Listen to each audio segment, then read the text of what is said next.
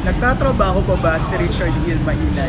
Do you think the Facebook like, wow, heart influence you somehow sa pagka-travel mo? Because wholesome or wild traveler.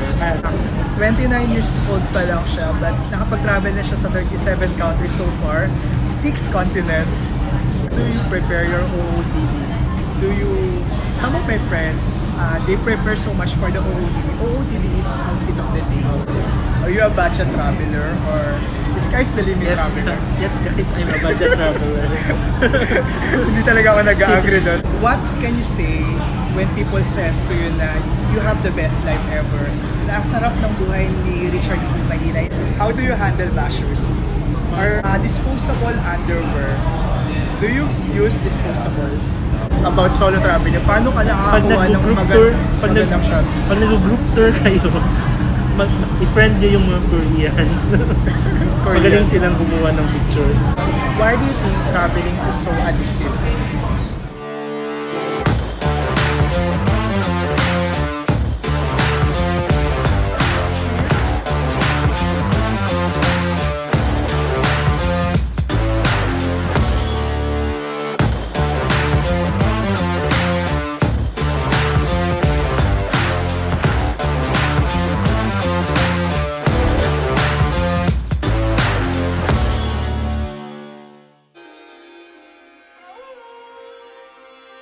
Alright, so hi everyone! Welcome back to my travel channel. My name is Bien.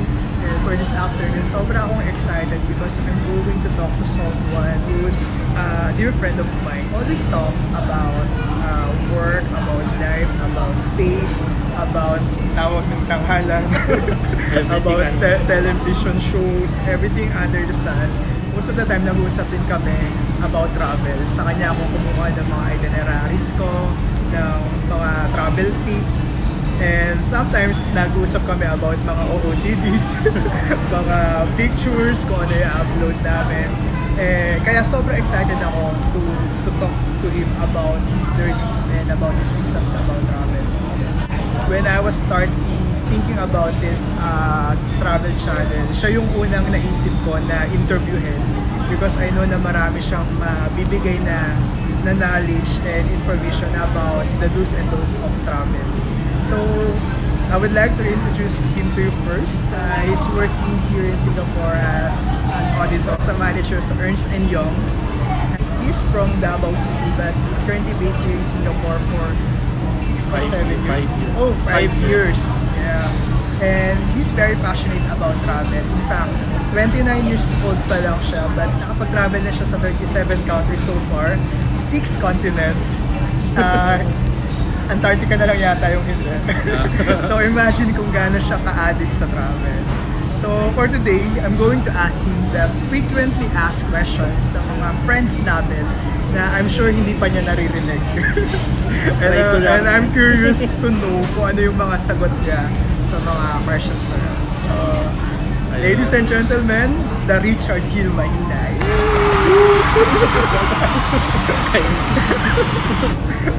Okay, so let's start. So when did you start traveling? I started traveling when I started to work. So around sa Pinas? Sa Pinas. Sa Pinas. So 2012. So first year ko sa work, pinag-ipunan ko na agad talaga na gusto ko makapag-overseas. Travel. First of all, una nagpunta? Hong Kong and Macau. Wow, kasi mura lang yun pag sa Pinas, sa Manila ka galing. So, ay hindi nung panahon ko, mahal na ang Hong Kong at Macau. I mean, may mga promo fares na kasi. Sa bagay. So, yun talaga yung pinag-ipunan ko sa... Pero when was the turning point na naging passionate ka na about travel? Or during the first travel sa Hong Kong and Macau? Because I think at a certain point, magkakaroon ka na certain na na-enjoy ko na yung traveling, na gusto ko na siyang gawin every now and then. Nung nag-aaral pa ako, so parang gusto ko na parang ma-experience talaga yung ano yung sa ibang bansa, ano yung parang feeling, like yung culture. But eventually, parang nung nag-start ako na nagpunta ng Hong Kong, doon nag-start na parang next year gusto ko ulit mag-travel. Oh. So, ayun, parang every year, parang yun na yung parang at least once a year makapag-overseas travel ako. Pero how many times do you travel in a year now? Now, 5 to 6, 7 to 8? kung may holiday, tinatry kong umalis dito sa Singapore. Kasi So on average? yung 5 to 6. Wow! Pero yung iba malalapit lang. Yung ganun. Yeah. Okay, so I will ask first the frequently asked question ng mga comment pa natin. Number 1, nagtatrabaho pa ba si Richard Gil Mahinay? Like, Yes. cause before you answer, most of my friends, they will see, like ako, nakikita ko siya lagi sa Facebook na, oh, nasa ibang bansa na naman si Gil? Oh, provision na ba ni Gil ang Europe? Like yung mga ganong thoughts na inisip namin na nagtatrabaho pa ba siya or nagtatravel na lang siya? So, nagtatrabaho pa ba si Richard Gil Mahinay? Guys, nagtatrabaho pa ako. So, kahit nagta-travel overseas ako, nag-work ako. So, ayun, parang dala ko siya palagi. Kahit nagta-travel ako. So, nagtatrabaho pa din ako. Oh, so you're a traveler who also works while traveling. Do you Oo, advise that? For me, hindi siya advisable. Mas maganda talaga na mag-travel ka lang talaga. Kasi mas ma-feel mo na yung ma-relax ka. But in my case, wala kasi ako choice. Kasi may mga deadlines. Yeah. Question is, saan nanggagaling yung pera? Bakit ang dami mong pera? Feel ko mas yung total na nagagastos ko sa travel every year, feel ko mas konti pa yun compared sa nagagastos mo. So, grabe, hindi ah. 37 countries, 29 years old. Nagsisave lang. Kasi meron din ako, like, I have air miles. So, parang once a year ginagamit ko siya sa long travel ko. And other than that, yun na yung parang mga mura na mga plane tickets. Yeah. I think nung sa US mo before, di ba? Yun yung ginamit mo for travel. So, I think credit card has its pros and cons. And sa'yo, I think sobrang na-utilize mo yung credit card na yun by using all the miles. Kasi if I use credit card din, hindi ako yung basta-basta lang din since I have credit card, gagastos na ako ng gagastos. So, I can control myself din in spending. That's why, siya sa akin, advantage. How do you prepare for a travel? I mean, lagi ko siyang hinihinga ng mga itinerary. I think yung draft is sa kanya ko hinihinga. And I'm very curious about how do you start preparing for itineraries. Kasi it's time consuming at the same time, you need to do a lot of research. So paano mo siya sinisimulan? Ano yung una mo kino-consider for preparing your itineraries? Usually, ang una kong ginagawa is naghahanap muna kung kailan ako magka-travel. Okay. Especially like holidays, the time, the date. Yes. So after that one, titingnan ko yung place na gusto kong puntahan, kung mura lang ba or hindi. So after that one, then mag-start na ako ng plan ng itineraries ko. If nabook ko na yung flight. Okay. So doon na lahat like hotels or Airbnb, accommodation, and mga tours. Actually, nagtutour talaga ako. Nagtutour ka. Do you have any apps or something na check for the must-visit places? Like for example, ako kasi, I always check with Google top 10 places to visit. Or for some, they have this, I forgot the website para makakagawa ka ng itinerary this was today. Or do you have something like that or wala? Oo, search ako. Like usually, like Planetware. Feel ko parang luma na siya na website. Planetware. Planetware. Okay. Parang luma na siya na website. Pero doon ko nakikita na ito yung mga places to visit. Pero sometimes yun, malayo siya. Hindi siya kaya ng time. So hindi ko na siya ini-expo na siya. Hindi ko na siya kino-consider. Check lang sa mga Google. Marami namang mga ibang website. Including the cost, right? Kasi most of mga itineraries mo may costing na eh. Kaya most of my friends na sinishare ko ng itineraries mo, natutuwa sila na wow, sobrang detail na itinerary nito. Sobrang malinis. At the same time, may costing na. So parang sobrang user-friendly siya. Oo, kasi parang usually when I plan doing my itineraries, naka-budget na yan. May options 1, 2, 3. Pero yung sinishare ko sa iyo, yun yung final option. So parang naka-consider na siya kung ano yung mga murang puntahan or something ano na within my budget. So, ayun So na. yun, question, what do you enjoy the most about traveling? Ano yung pinaka na-enjoy mo na activity sa travel? Paano? Or is it Dati is yung mga like mapupuntahan ko yung mga like places na nakikita ko lang sa books. Yun yung initial. Pero Yeah. ngayon nag-change na siya kasi siguro tumatanda na. Or siguro Or I like the food na The food. and the culture na talaga. So nung simula, like for example, you enjoyed, like yung mga nakikita mo lang sa book dati, like yung Paris. Oo, tapos parang napuntahan ko siya. Napuntahan mo Parang na. yun yung parang first ko na so parang na-enjoy ko siya. Pero ngayon parang more on like food, mga activities doon, culture. Nice. Mag-evolve pala, no? Oo, siguro habang tumatanda. Matanda. So far, ano yung pinaka nagustuhan mong masyalan? Na countries, Na countries? Yung pinaka-unang pumasok sa isip mo ngayon? Iceland talaga. Iceland. Why? Because of the Aurora Hindi lang siya Borealis? aside sa Aurora Borealis, siguro parang chill lang siya na place. Then marami siyang mapuntahan. So, feel ko kasi pa like, for example, kung magka-Aurora Borealis ka, like sa ibang place, hindi siya yung kagaya sa Iceland na mas marami ka pang ibang mapuntahan na hindi lang Aurora yung mapupuntahan mo. Ayun. Iba't ibang mga sceneries. Sceneries. And para bang nasa iba kang dimension when you're there? Is it At siguro, oo. Among the countries that I visited, yun, parang masasabi ko na parang nasa ibang talaga siya. Dimension. Why do you think traveling is so addictive? Paano bang addictive na Like it's something na Hindi you ko cannot every live time. without, yeah.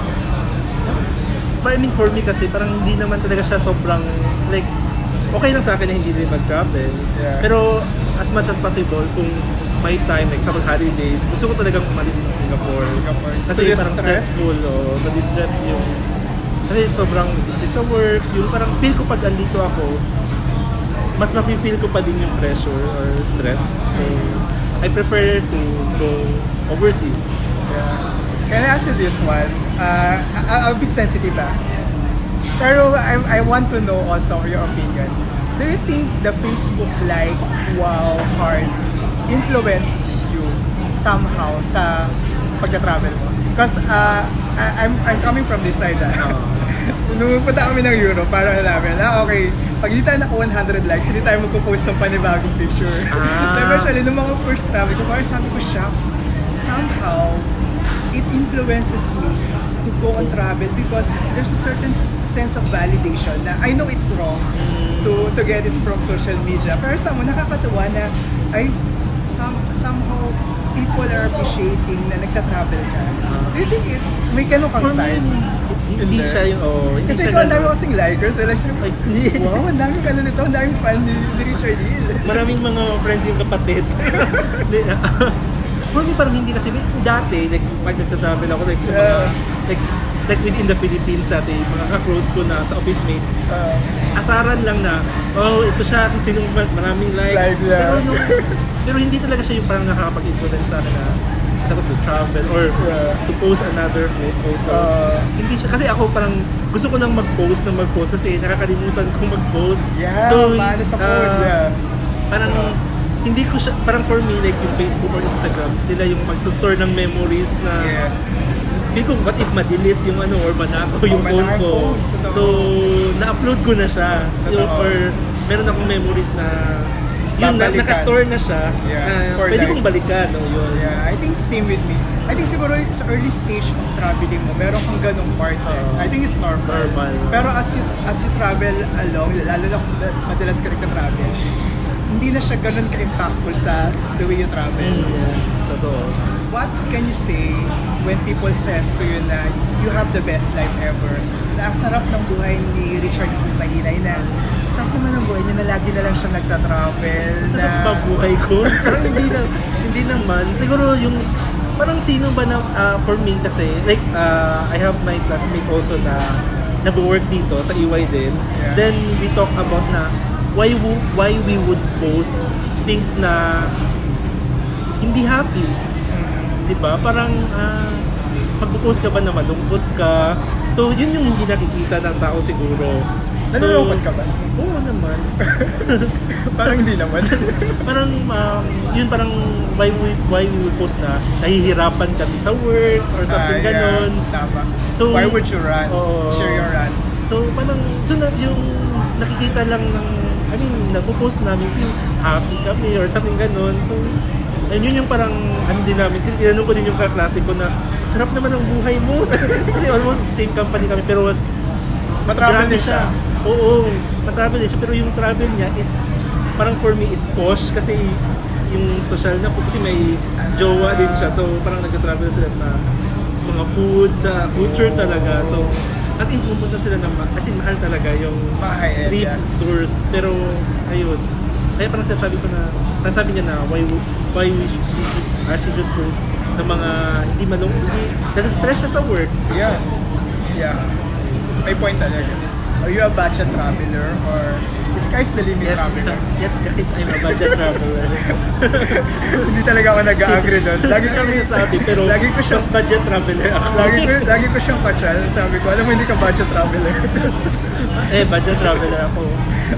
Ayoko na lang i-disclose yung figure kung magkano nagagastos niya per year. Pero base doon, hindi siya budget traveler. Budget traveler ako. Hindi ako take ko sa isang trip. As much as possible, konti lang nagagastos. Kasi parang ginagamit ko din kasi yung miles which help me save also. Kaya parang nasasabi ko siya na budget traveler kasi yung plane tickets ko means, like sa mga 2 weeks na trip ko, air miles yung gamit ko, so nakakasave ako. So yung gastos ko lang is dun lang sa trip na mismo sa accommodation. Another question from a friend, how do you keep yourself humble? I mean, if you don't know him, he's one of the most humble person na nakilala ko. Considering na ang dami niyang pwedeng ipagyabang, ang dami niyang pwedeng i-brag. Pero, I mean yun nga, saan nagagaling yung humility? How do you keep yourself, your feet on the ground? Paano po? Personally also, I mean a lot of people na nakakausap ko about you. Isa yun sa siguro that's why you have a lot of followers. Influencer pala. Paano ba yan sagutin? Hindi ko alam. Okay. Normal. Siguro ako lang to. Okay. What are your travel essentials? Or Travel essentials?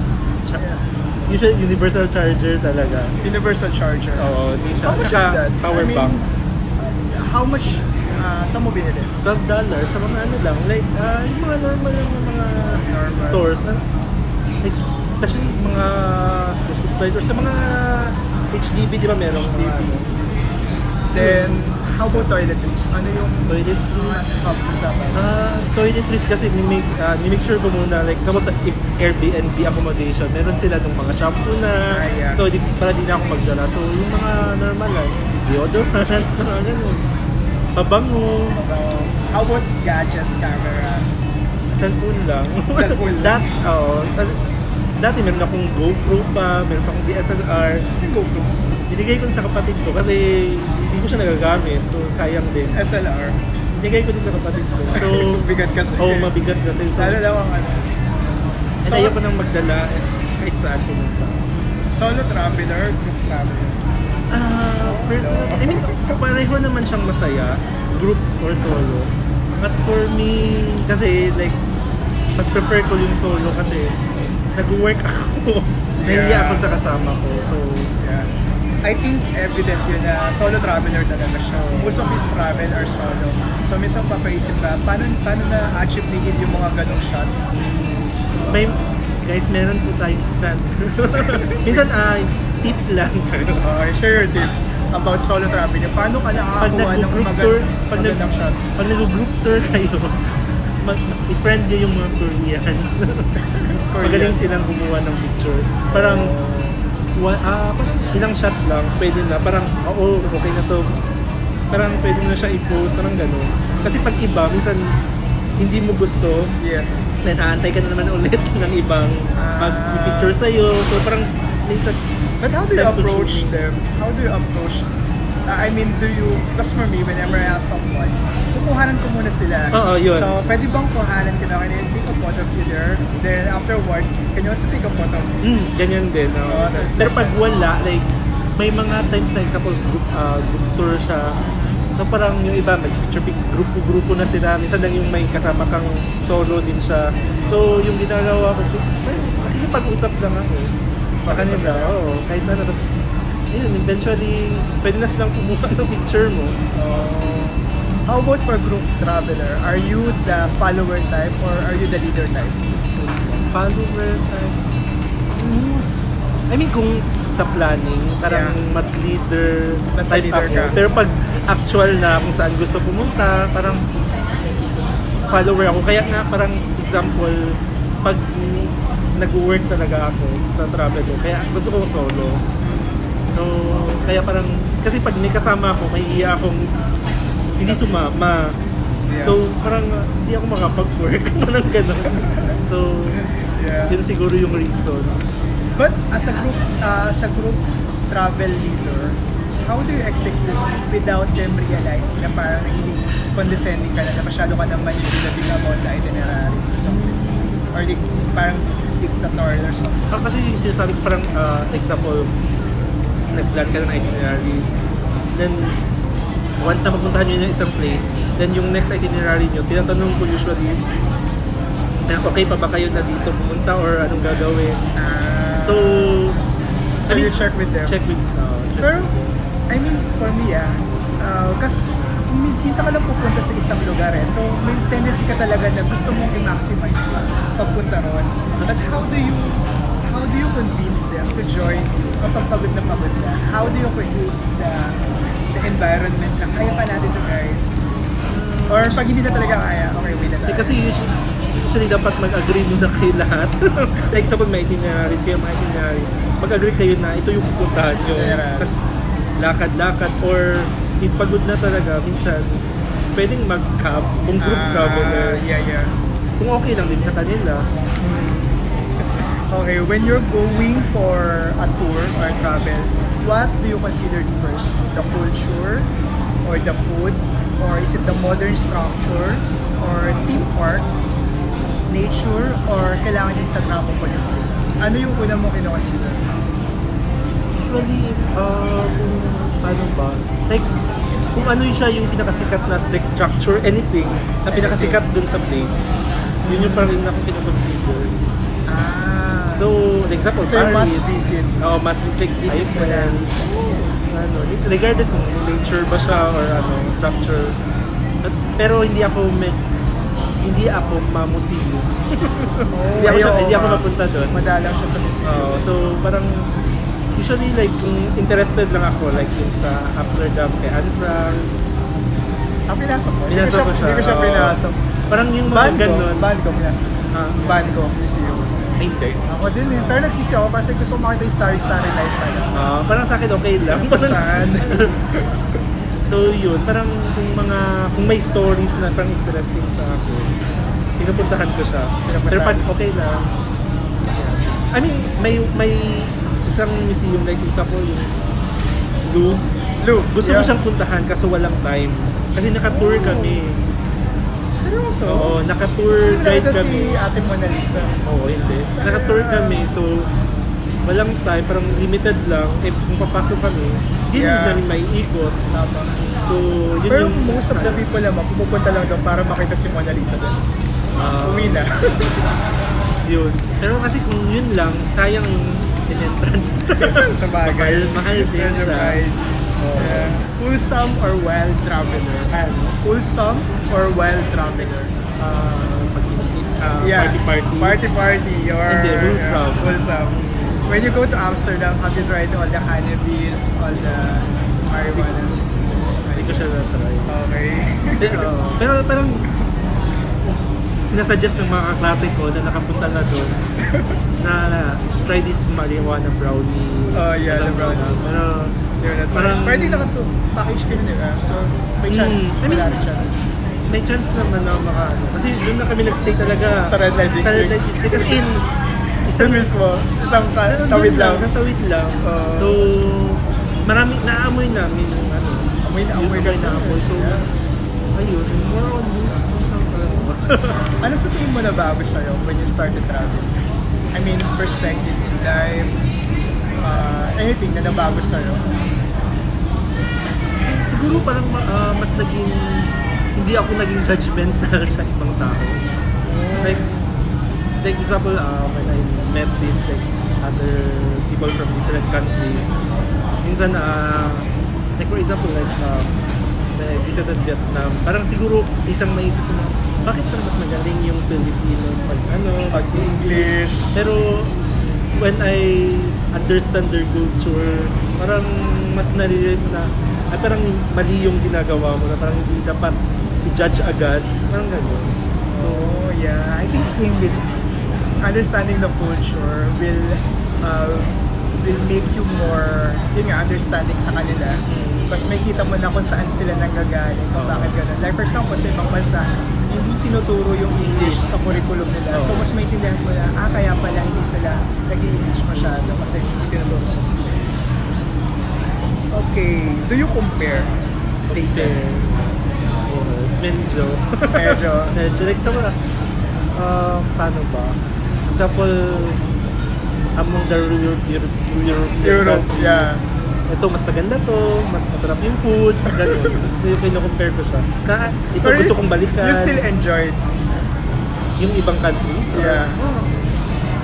Na parang every countries na pupuntahan ko, nag-enjoy naman ako. Do you have insurance sa lahat ng travel? Even maliliit? Usually I purchase one annual insurance. Wow.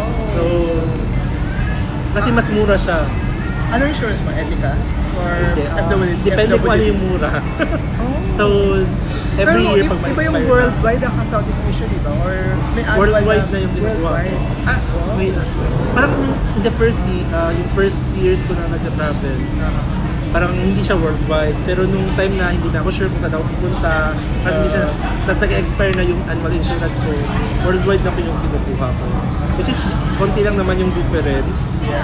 Kasi inisip ko kung kukuha ko ng insurance, example, once a year ako mag-travel, like 2 weeks, then uwi din ako ng Pinas. So kung i-sum up ko yung kung kukuha ko ng individual insurance, konti lang yung difference sa annual. So kinuha ko annual. Ano? Bakit di ko naisip yun? Most of my insurance is Kada trip. Hindi ko nga naisip na massive. Ganda pala siya. How do you pack your things? Are you a light traveler or are you the type na okay lang na mabigat as long as kompletong OOTD? Okay lang mabigat, basta kasha yung 20 kilos or depende sa plane mo. I-maximize. Usually like example, if Europe countries, since yung ibang budget airlines no, strict sila. So, make sure ko, although like example, yung Singapore to Europe po is they will allow 30 kilos, pero yung budget airline, so 20 kilos yung lang mga dinadala ko. EasyJet, hirap. So, pinaplan ko siya na sana 20 kilos lang siya or something like that. And usually nag-vacuum ako. Like, kung may mga mabibigat na jacket. Pero how do you do it? I mean, pwede mong i-vacuum papunta, pero pag pa-uwi, so hindi na siya vacuum. So, nagdadala mo yung vacuum. Ay, hindi. Yung may vacuum pa kasi na ikaw lang mag-ano. Yeah. So, hindi na yung kailangan yung parang vacuum na Sisip-sip. Do you prepare your OOTD? Some of my friends, they prepare so much for the OOTD. OOTD is outfit of the day. So some of my friends, they prepare this Excel file para alam na nila yung sasakot. They take photos para na day 1, day 2. Some of my friends, they prepare it kakahiwalay na per plastic. Like day 1, this is OOTD for day 1, day 2. Para hindi na sila mahirapan. Outfit na lang agad. How do you prepare for it? Hindi siya consistent. So what's like, depende lang. Example ko, depende. Usually, nagpe-prepare ako ng yung 2 weeks na mga travel ko. Doon, nakaplana siya na ito yung susunodin ko dito, ganyan. Then, pero hindi siya nakaseparate. So, lagay lang ng lagay. Lagay lang. Depende, maalala ko lang siya. Pero do you imagine kung ano yung sasakot mo for a specific ini-imagine ko siya, like, ito bagay ito siya dito. Pareho tayo. Parang yung kulay, yung ganon. You check Instagram also? Previously hindi. Nung sinadjust mo, titingnan ko na siya. Sorry naman. Pero laking tulong Kasi mas makikita mo yung yung color combination. Oo, yung color combination. Yun nga. Parang Yeah. after nung sinabi mo sa akin, parang kami nag-check na din ako. Then ito, okay yung black, okay yung white, ganun. Yeah. What are your common do's and don'ts sa travel?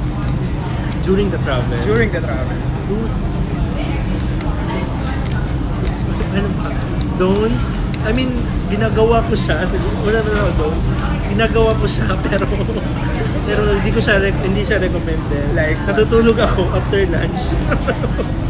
Oh. As in lahat ng travel.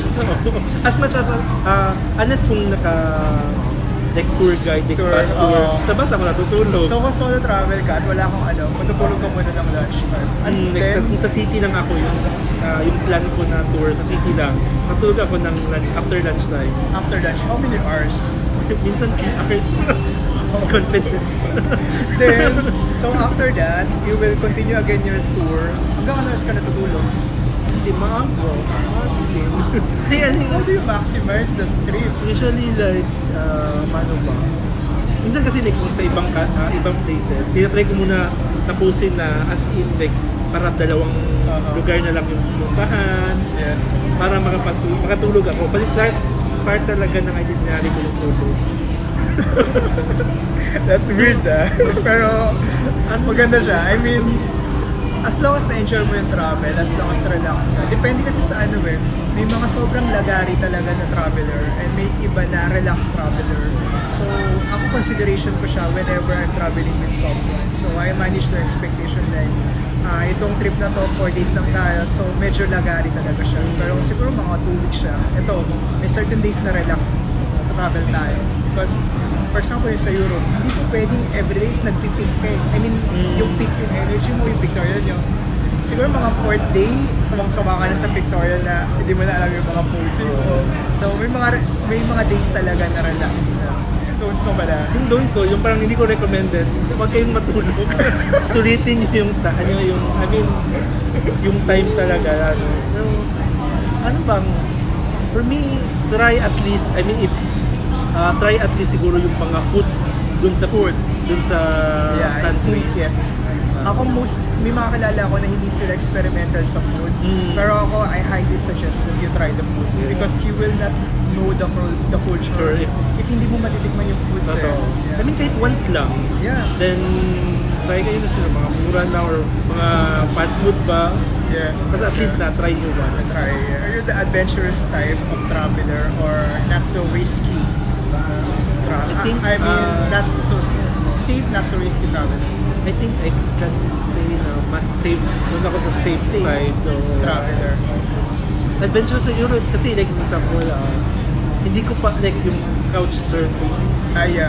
hindi ko pa siya na-try, pero I want to try, parang ganun, pero hindi ko siya magawa-gawa kasi yun nga, parang hindi ko siya, natatakot ako or something ganun. Yes. May For mga- this for couch surfing, kailangan mo rin magpa-member. Then you need to i-accommodate din sa, di ba? Or alam ko is parang kailangan may similar interest kayo Similar nung interest. mag-host sa'yo. hardest thing na na-experience mo so far sa travel? Hindi mo pa na-experience yung naiwanan ka ng tour group or na-aksidente or something? Wala Sa naman. aksidente hindi pa naman. Pero once na naligaw ako sa train. Train. So bumili ako ulit ng ticket which is mas mahal. So yun. Lessons learned. Lesson learned. Ako naiwanan ako before sa Australia. Hindi ko alam yung gagawin ko. Parang at a certain period, parang hindi ko alam gagawin ko. So isip ako na isip. Then nasa bundok ako noon, walang chance. Nag-check ako ng mga options. Pag nag-taxi ka is 500 Australian dollars, which is sobrang mahal. So nung medyo nakalmado na ako, tinawagan ko yung tour operator. Sabi ko, what's the best option for me? Sabi nila, you can wait for the next tour, doon ka na lang sumama. Sabi ko, sige, okay lang. Kahit mabago yung itinerary ko, as long as makabalik ako. So Sa yun, bundok ka no? sa Blue Mountains, yeah. So sobra siyang traumatic for me. Pero parang lesson learned. After that, parang hindi na ako pwede may iwanan ng tour operator. At kaya ako naiwanan, kaka-selfie. Yun. What's the best thing so far na naalala mo, experience mo sa travel? Yung pinaka sobrang naalala mo na, wow, this is the best travel ever. Maybe like, yun, Iceland siguro talaga. Iceland. Kasi I spent there like around 7 days. So parang isang country lang yun. Then, parang kulang pa nga yung 7 days. Kasi marami kang mapuntahan pa dun. So, ayun. So far, yun yung masasabi ko na, I mean, given na kasi na mahal yung food doon. Pero yung accommodation namin is mura lang. So, saka, yung tours namin, mura lang. Mura kong nahanap. So, ayun. Sure, Yung so food far lang talaga yung mahal. And yung total experience is chill lang siya and nagawa namin yung dapat gawin. Is there such a thing for you na successful travel? Or do you sometimes finish a travel na parang hindi siya naging ganong kaganda? Or you consider each and every travel as this is a good one? For me, siguro yung ano ba? For me parang successful travel lahat. Pero siguro kung may mga things na like sabi gusto kong balikan, yun lang yung naisip ko na ay gusto ko pa itong balikan ulit. Gusto ko itong puntahan kasi di ko napuntahan. Yeah. So if you say na yun yung parang definition na parang na feel ko na hindi siya successful, siguro ganun. Like yung mga places na gusto kong balikan na yung mga like sa Paris, di ko napuntahan yung Versailles na. So, yeah. Ako naman, sa Amsterdam, hindi kami nakapunta dahil na-late kami ng gising.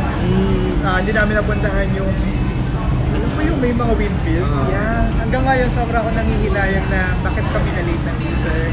Sana napuntahan namin siya. Anyway, it is something naman na you look forward to na balikan.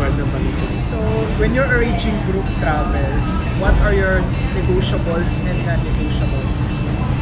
Like, for example, ako, as much as possible, gusto ko na sana 4 or less than 4 or even numbers for the consideration of the hotel, taxi. Wala naman. Kasi as much as possible, hindi dapat magta-taxi. So, hindi, yun. Yeah. Wala siya yung project number on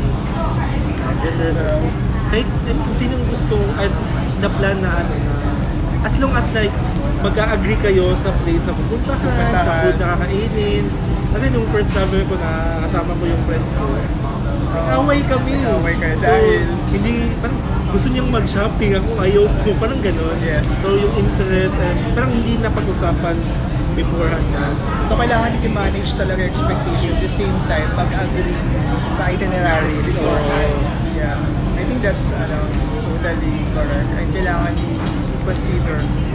Kasi may mga naririnig ako before, for travelers, pagkasama mo is couple, for sure magiging laid back ang travel. So, pag may kasama akong couple, minamanage ko agad expectation nila medyo lagari yung travel natin na hindi mo pwede i-stay lagi sa hotel, gano'n. So far, pag sinasabi mo naman in advance, nagko-comply naman sila.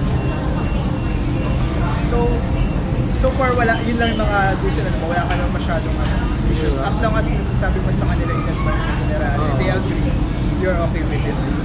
When you're taking photos, are you the type who loves taking photos of the scenery na hindi ka kasama? Or are you the type na kasama ka lagi sa picture? Kasi I have friends na they don't want to become the subject. I have friends na ang gusto nila subject yung mga stuffed toy. I don't know, I don't judge them, pero may nakikita ko gano'n. May mga friends ako na they want to become the subject. So, sino ka dun sa tatlo? The type, Kasama ako sa picture. Kasi parang for me, it's a proof na nakapunta ako doon. Parang gano'n. I mean, may picture din ako ng sceneries lang. yes. Pero yung mga pinupost ko is, meron Kasama ako ka. kasi kung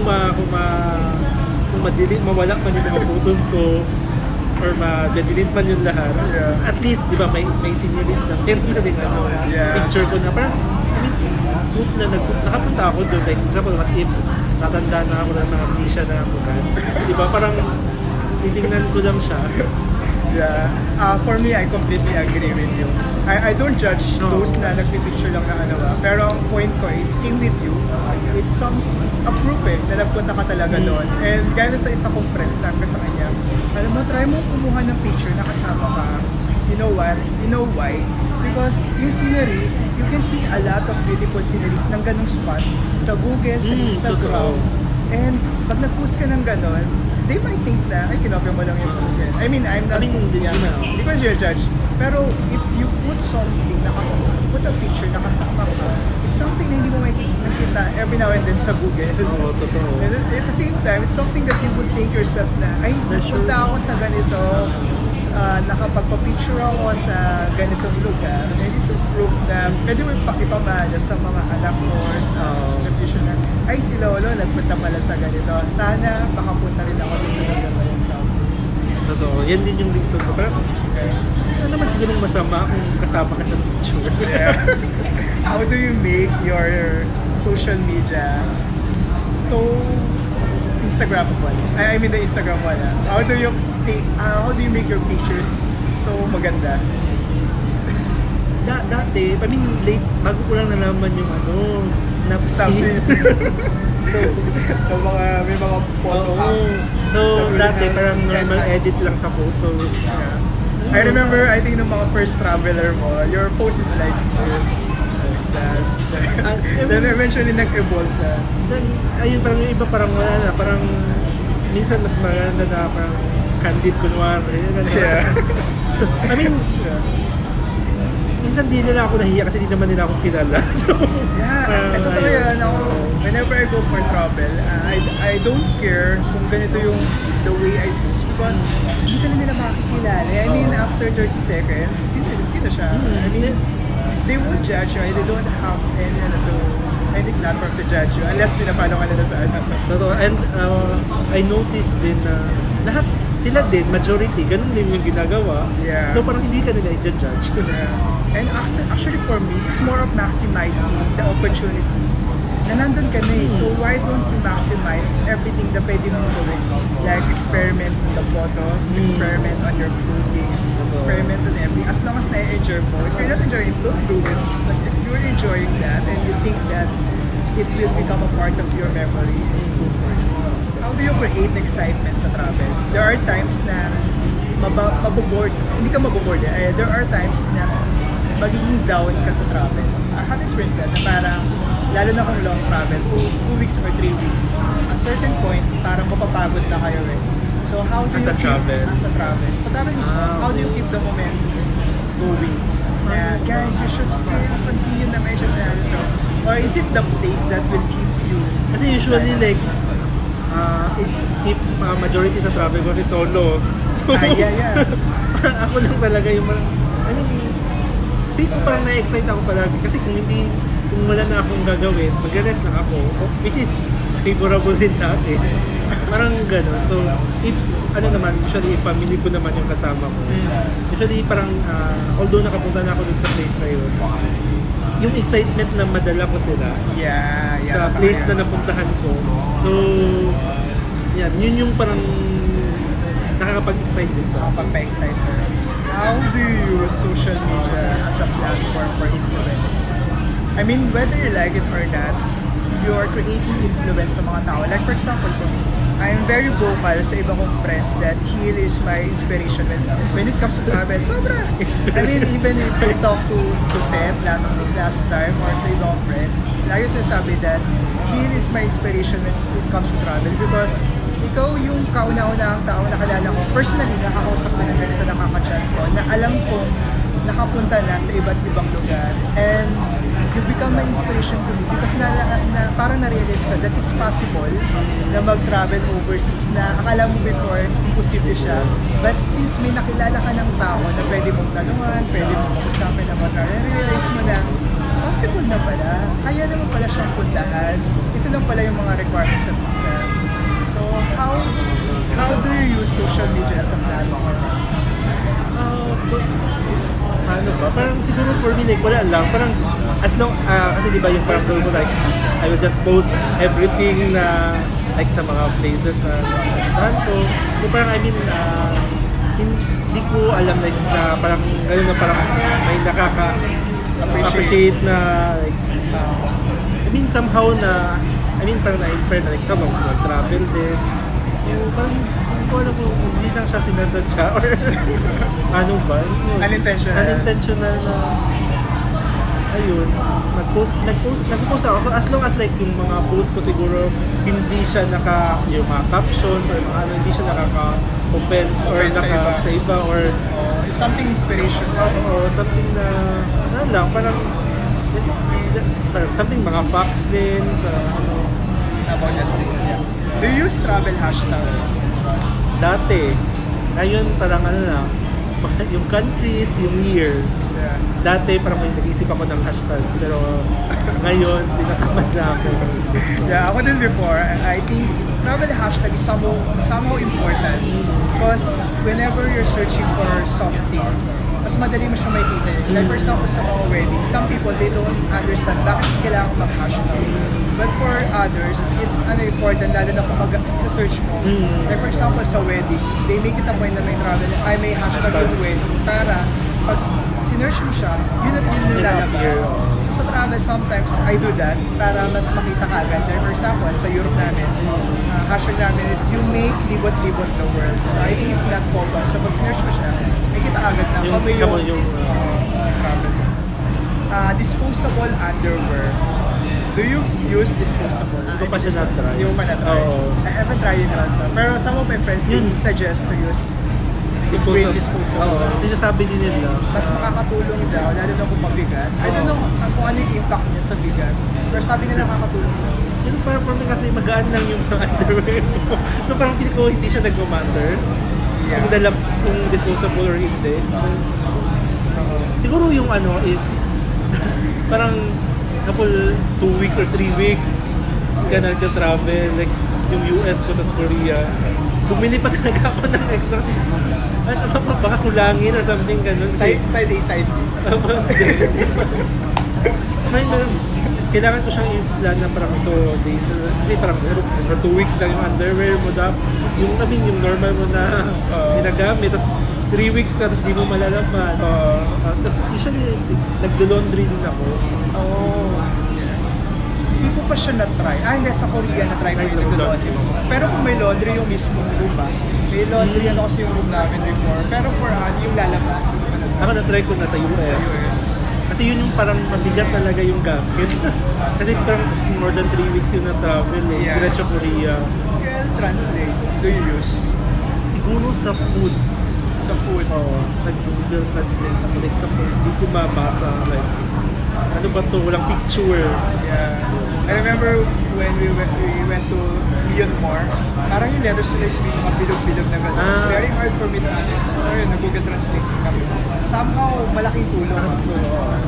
Parang sobrang advisable talaga na maximize mo yung mga travel apps na pwedeng makatulong sa travel app. How do you want to be remembered as a traveler? Hindi ko alam.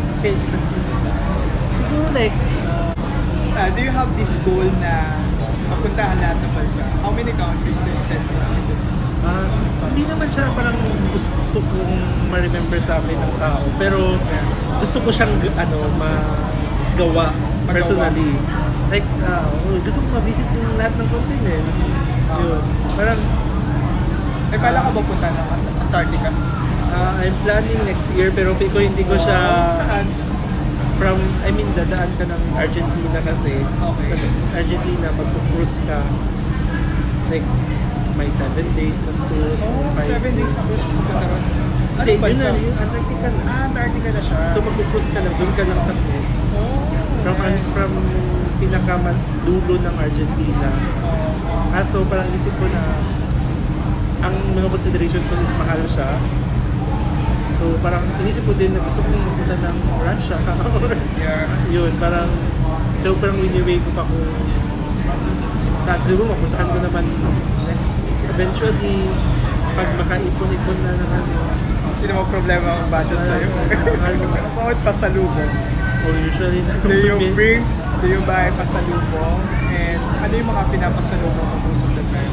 Are you the extra galanting galante magpasalubong? Or are you the type na pipili ka lang na isang malaking chips, yun na yung pasalubong mo sa lahat? Or you buy the keychain, bawat isang may Ay, keychain? hindi siya yung lahat ng keychain. Kasi usually hindi ako nagdadala ng cash. So if I travel overseas, credit card ako usually. So Credit card. kasi sayang din yung points, and kung foreign currency loss lang naman, for me hindi siya ganun kalaki as kapalit nung times ng air miles ko. So pag bibili ka nun, so limited lang yung cash ko. So Tama. parang inaano ko like ito for specific person, for example grocery or mga keychains, pero yung iba like na mga food, usually like pag mga groups na malalaki, and usually kasi alam mo yun, hindi na kasya sa luggage ko. Yeah. So if bibilitan ko na marami, hindi na siya kasya. Sinakasya. Tama. When you go for a tour, do you maximize yung mga free tour? Kasi like for example sa Europe, may mga free tour, day tour sila. Do you consider joining them? Or most of the time you have different itineraries na paid? Hindi ko pa na-try yung free tours. Kasi hindi ko alam, parang hindi ko siya na-consider ever. Yeah. Actually sa iba, may mga free day tours sila, pero the cash is, you need to give tip. Oo. So sa ako parang ganun din. Parang magbabayad ka din talaga. Pero hindi ko pa rin siya na-try.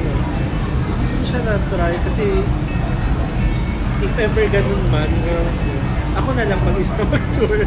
And nasi-search ko naman sa Wikipedia. And minsan mas naiintindihan ko pa kasi pag narinig ko yung accent, minsan hindi ko siya maintindihan agad. Yes. So, mas naiintindihan ko pag binasa ko. Like for example, yung one experience ko na parang na-shock ako sa Japan. Hindi ko siya napapanood ko kasi kilay ng mga gaya. Kilay.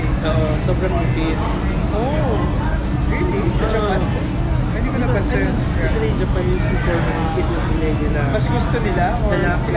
pinapanipis nila? Kasi parang, I mean, deep inside, natatawa ako. Parang, di ba usually, babae lang yung nag-aahit ng kilay. Then, when I search it, I noticed na part ng culture Nila. Kasi like for example, sa Western culture, I don't know if Western or sa Philippines lang, pag makapal yung kilay mo, you're more attractive sa iba. Di ba? Sa kanila parang ayaw, medyo hindi hygienic pag maraming buhok. So, tinatanggal nila lahat ng buhok except sa What are your considerations when traveling with relatives? consideration. Lagi ka nakikita na nag-travel ka with your lola, your mom, with your mga kapatid. What's your considerations? Yung isang consideration is dapat malapit lang siya. Kasi like lola ko, if if gagala kami na like big night market or kakain sa labas, kailangan malapit lang sa loob. Malapit lang yung lalakarin or yun, parang yung accommodation is nasa city, nasa center o Yeah, I think pag may kasama ka talaga ng mga senior or you need to consider yung lakad nila. lakad. Hindi na sila ganun hindi nila kakayanin yung 5 kilometers to 10 kilometers. And actually, it's very risky. I have some mga kilala na namasya na Singapore and eventually hindi kinaya yung lakad. Yung iba, may na-stroke pa daw. So it's very mahirap, lalo na kung walang kinuha insurance yung matanda. So I think you need to consider all of those stuff. Never traveling with senior citizens. Do you stay with your relatives in traveling? I mean, for example, you're traveling to a certain country, tapos may relatives ka doon. Do you stay with them? As much as possible siguro.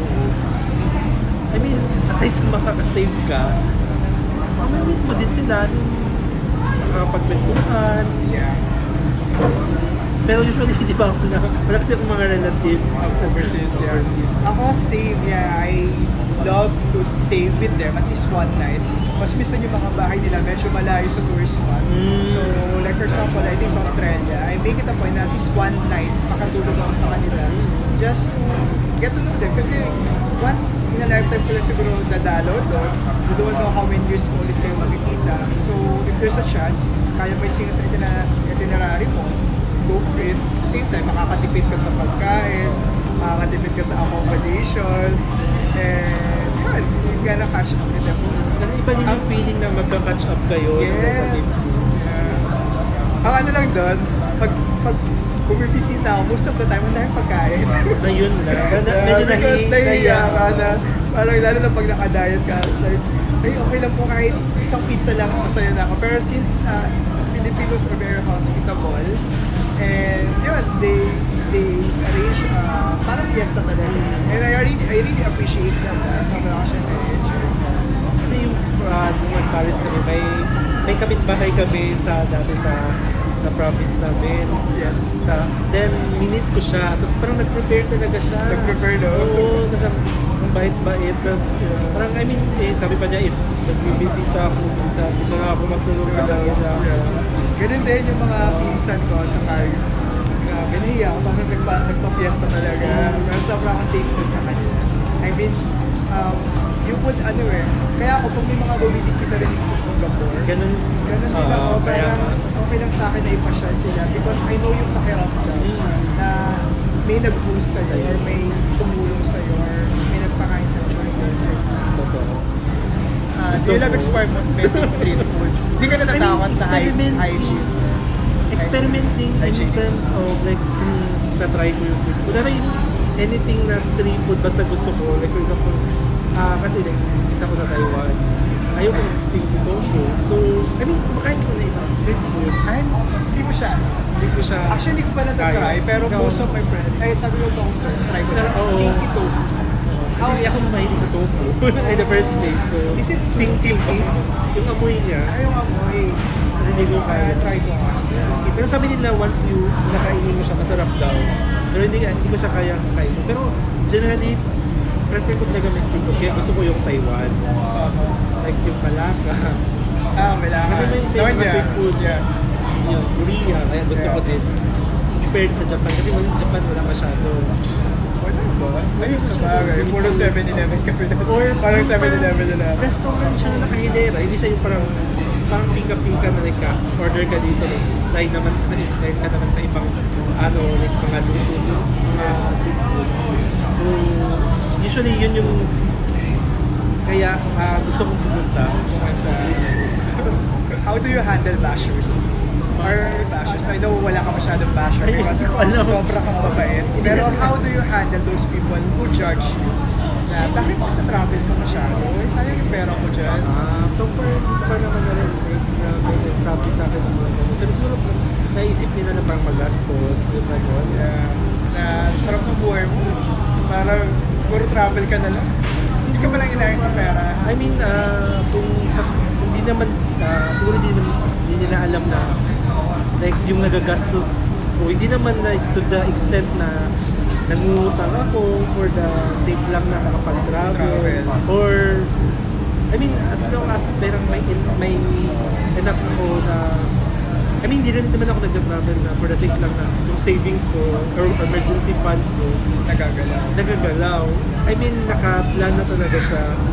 So for those who doesn't know, I mean he is an accountant. So magaling siya mag-budget. Aside sa malaki yung sahod niya, dami niya mga investment, dami niya mga savings. Kaya nga sabi ko, nanggagaling yung pera niya sa travel. I mean, may mga investment na siya, may emergency funds na siya, may savings pa siya, nakakapag-travel pa siya ng malala. Sabi ko siya, ang laki ng sahod siguro nitong bata na. Hindi na ako kumakain ng breakfast, lunch at dinner. Hindi halata. Hindi ka halata.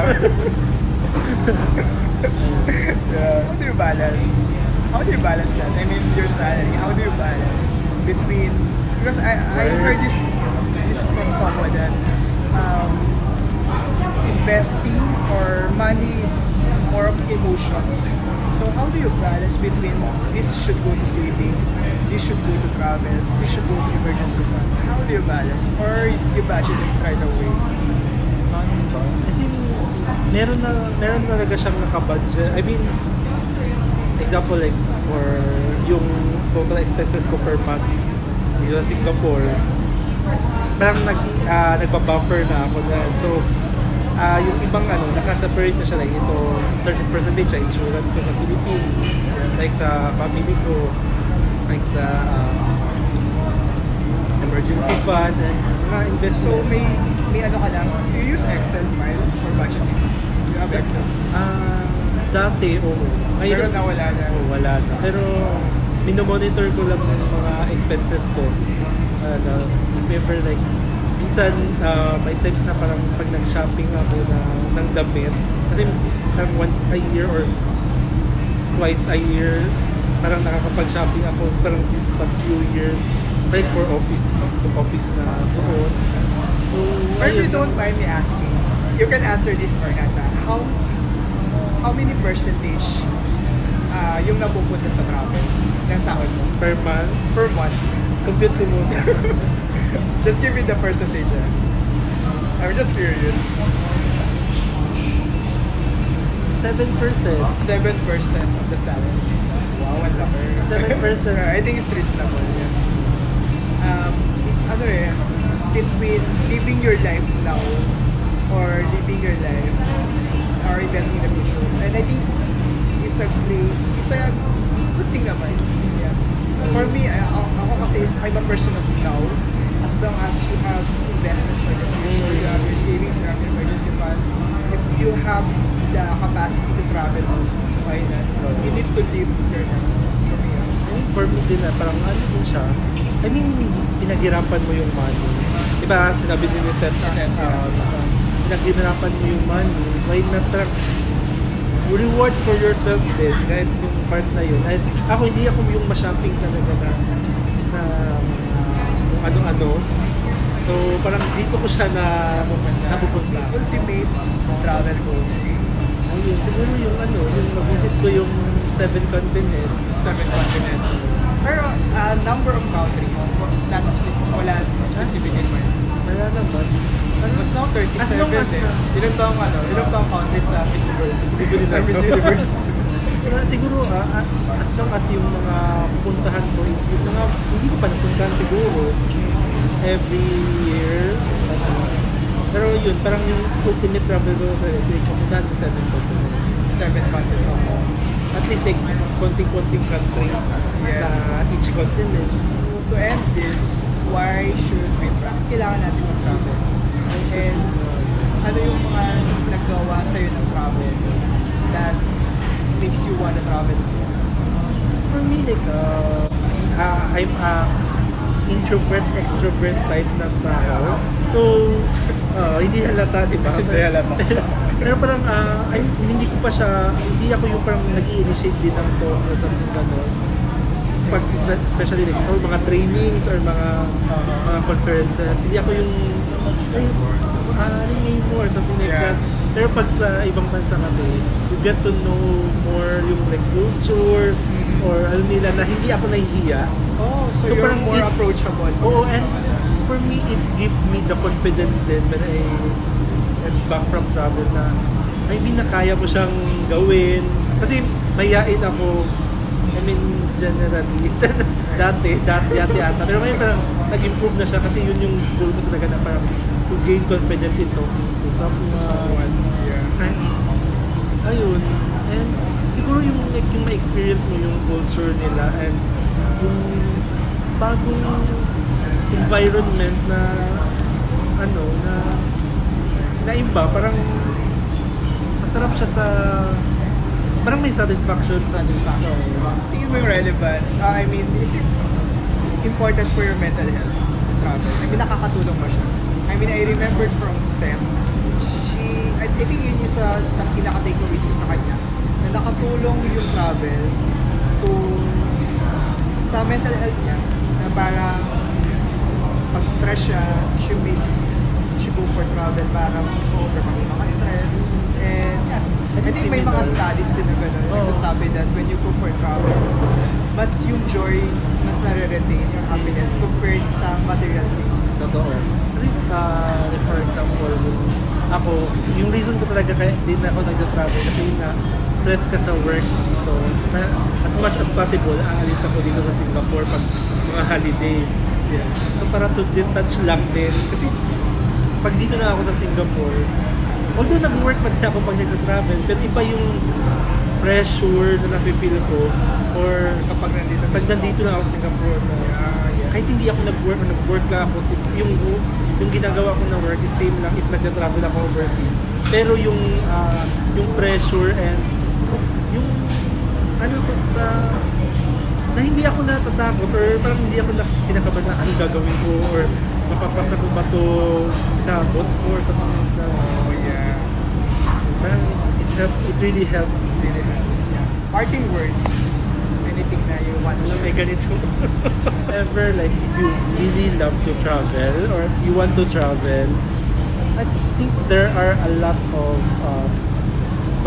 budget options. Budget options. Lalo na ngayon, Oo, ang dami lalo na mga yun. budget, Especially if mga promo. you are working here in Singapore. Even in the Philippines actually. Oo, Philippines sa na rin marami. studies parang mas marami ng international flights more than the domestic. Kasi mas Oo, mura pa. mas mura. Ang international kasi domestic flight. Totoo yan. So parang I think kung flights alone, like marami kang makukuhang budget options. And siguro like you should just plan it ahead of time. Para like especially sa cost, if you are really concerned sa cost nung travel mo. Yeah. I think the longer the planning, the cheaper. Like Yes, 6 months correct. to 1 year.